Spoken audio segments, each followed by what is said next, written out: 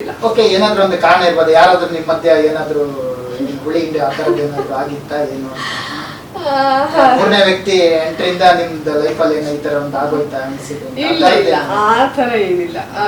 ಅಂದ್ರೆ ಅದು ತುಂಬಾ ಹೇಳ್ಕೊಳಕ್ ಆಗದೆ ಇರೋ ಅಂಥದ್ದು. ಸೊ ಹಾಗಾಗಿ ಅದು ಏನಾಯ್ತೋ ಆಗೋಯ್ತು, ಅನ್ಎಕ್ಸ್ಪೆಕ್ಟೆಡ್. ನಾನು ಕೂಡ ಅನ್ಕೊಂಡಿರ್ಲಿಲ್ಲ. ಆಗಿದೆ, ತಪ್ಪಾಗಿದೆ, ತುಂಬಾ ದೊಡ್ಡ ಮಟ್ಟದಲ್ಲೇ ತಪ್ಪಾಗಿದೆ. ಅಕ್ಸೆಪ್ಟ್ ಮಾಡ್ಕೊಳಕ್ ಆಗದೆ ಇರೋ ಲೆವೆಲಿಗೆ ತಪ್ಪಾಗಿದೆ ಅಂದಾಗ, ಯಾಕಂದ್ರೆ ಗಂಡ ಹೆಂಡತಿ ಅಂದ್ಮೇಲೆ ಯಾರು ಏನ್ ತುಂಬಾ ಯಾವಾಗ್ಲೂ ಖುಷಿ ಆಗಿರುತ್ತೆ. ಎಲ್ಲರ ಮಧ್ಯೆನೂ ಮಿಸ್ಅಂಡರ್ಸ್ಟ್ಯಾಂಡಿಂಗ್ಸ್ ಇರುತ್ತೆ. ಭಿನ್ನಾಭಿಪ್ರಾಯಗಳು ಬಂದಾಗ ಅದನ್ನ ಸರಿ ಮಾಡ್ಕೊಳ್ಳೋ ಲೆವೆಲಿಗಿದ್ರೆ ಸರಿ ಮಾಡ್ಕೋಬಹುದು.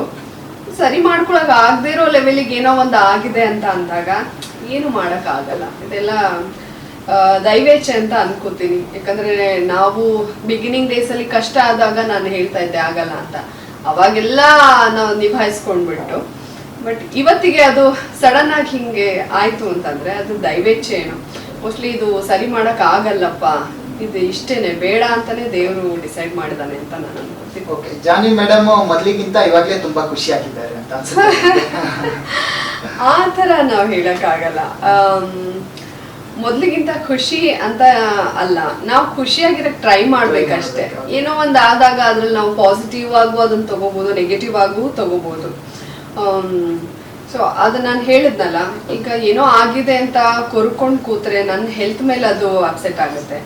ನಾವು ಟಿವಿಲ್ ಬರೋರು, ನಮ್ಮ ಫೇಸು, ನಮ್ಮ ಹೆಲ್ತ್ ಪ್ರತಿಯೊಂದು ಇಂಪಾರ್ಟೆಂಟ್. ನಾವು ಮೆಂಟಲಿ ಡಿಸ್ಟರ್ಬ್ ಆದ್ರೆ ಅದು ಫಿಸಿಕಲ್ ಎಫೆಕ್ಟ್ ಆಗುತ್ತೆ, ನಾವು ಫಿಸಿಕಲಿ ಇದಾದ್ರೆ ಅದು ಮೆಂಟಲಿ, ಅದೆರಡು ಒಂದಕ್ಕೊಂದು ಸಂಬಂಧ ಇರುತ್ತೆ. ಸೊ ಹಾಗಾಗಿ ನಾನೇ ದುಡಿಬೇಕು, ನಮ್ಮ ಮನೆಗೆ ನಾನೇ ಆಧಾರ.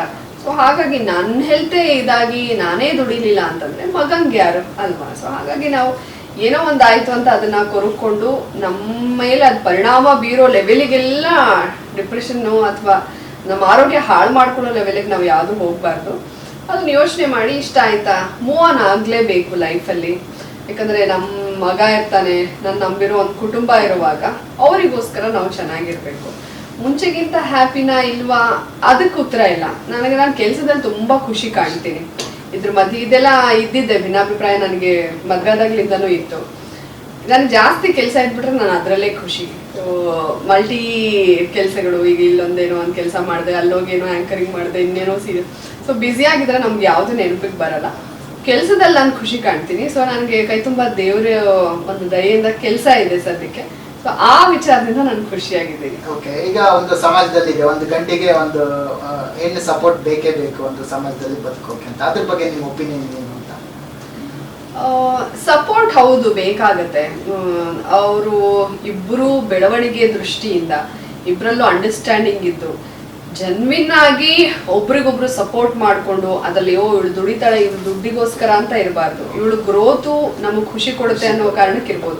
ಇವನ್ ಹೆಣ್ಣು ಕೂಡ ಅಷ್ಟೇ, ಹೆಂಡತಿ ಆದವಳು ಇವನ್ ದುಡಿಮೆಯಿಂದ ಇವನ್ ಚೆನ್ನಾಗಿ ಮೇಲ್ಬಲಿ ಆ ತರ ಅಲ್ಲ. ಇಬ್ರು ಒಂದ್ ಪ್ರೀತಿ, ಒಂದ್ ಬಾಂಡಿಂಗು, ಒಂದು ರೆಸ್ಪೆಕ್ಟ್ ಇಂದ ಮ್ಯೂಚುವಲ್ ಅಂಡರ್ಸ್ಟ್ಯಾಂಡಿಂಗ್ ಅಲ್ಲಿ ಒಬ್ರಿಗೊಬ್ರು ಸಪೋರ್ಟ್ ಮಾಡ್ಕೊಳ್ಳೋದು ಅದು ತುಂಬಾನೇ ಇಂಪಾರ್ಟೆಂಟ್. ಅದು ಬೇಕಾಗುತ್ತೆ. ಈಗ ಒಂದು ಒಬ್ರು ಗಂಡ ಹೆಂಡತಿ ಇಬ್ರು ಕೆಲಸ ಮಾಡ್ತಾ ಇದಾರೆ ಅಂದ್ರೆ ಅವ್ರ ಫ್ಯಾಮಿಲಿ, ಮಗನ್ ನೋಡ್ಕೊಳಕ್ಕೆ ಅಥವಾ ಮಗಳನ್ನ ನೋಡ್ಕೊಳಕ್ಕೆ ಏನ್ ಮಾಡ್ಬೇಕು.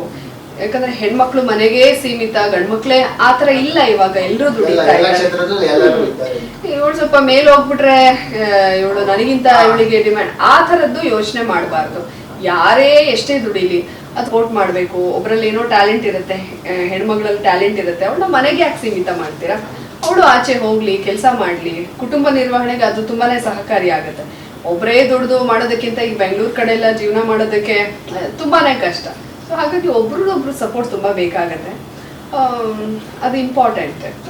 ನಿಮ್ ಈ ತರ ಸಕ್ಸಸ್ ಏನಾದ್ರು ನಿಮ್ಗೆ ಒಂಥರ ಕಾಡುತ್ತಾ, ಮುಳುವಾಗಿದೆ ನನ್ನ ಲೈಫ್? ಇದಕ್ಕೂ ಅದಕ್ಕೂ ಸಂಬಂಧನೇ ಇಲ್ಲ, ಒಂದ್ ಸ್ವಲ್ಪನೂ ಸಂಬಂಧ ಇಲ್ಲ. ನಾನು ಜನಕ್ಕೆ ಏನಾಗುತ್ತೆ ಒಂದ್ ಲೈಮ್ ಲೈಟ್, ಅದೇ ನಾನು ಹೇಳಕ್ ಹೊರಟೆ, ಒಂದ್ ಲೈಮ್ ಲೈಟ್ ಬಂದಾಗ ಜನ ಕಾಣಿಸೋದ್ ನಾನೇ.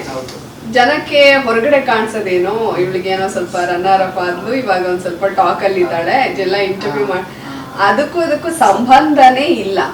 ಆಕ್ಚುಲಿ ಹಂಗ್ ನೋಡಿದ್ರೆ ಅವ್ನ್ ನ್ಯೂಸ್ ಅಲ್ಲಿ ಇರುವಾಗ್ಲೂ ನನಗೆ ಸಪೋರ್ಟ್, ಅವ್ರಿಗೂ ಒಂದ್ ಖುಷಿನೇ ಇತ್ತು. ಅದು ಬಿಟ್ಲು ಇವಳು ಮೇಲಕ್ಕೆ ಹೋಗ್ತಾಳೆ ಅಂತ ಏನಿರ್ಲಿಲ್ಲ. ನಮ್ಮ ರಿಯಾಲಿಟಿ ಶೋಗಳಲ್ಲೆಲ್ಲ ನೋಡಿ ತುಂಬಾ ಖುಷಿ ಪಡ್ತಾ ಇದ್ದ ಅವನು.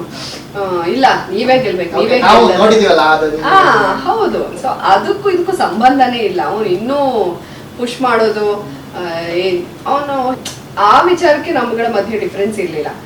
ಅದು ಬೇರೆದು ಸ್ವಲ್ಪ ಜಾಸ್ತಿನೇ ಡಿಫ್ರೆನ್ಸ್ ಆಗೋಯ್ತು. ಮುಂಚೆನೂ ಇತ್ತು, ಬಟ್ ಅದು ಸರಿಪಡಿಸಕ್ಕೆ ಆಗದಿರೋ ಅಷ್ಟು ಡಿಫ್ರೆನ್ಸ್ ಆಗೋಯ್ತಲ್ಲ.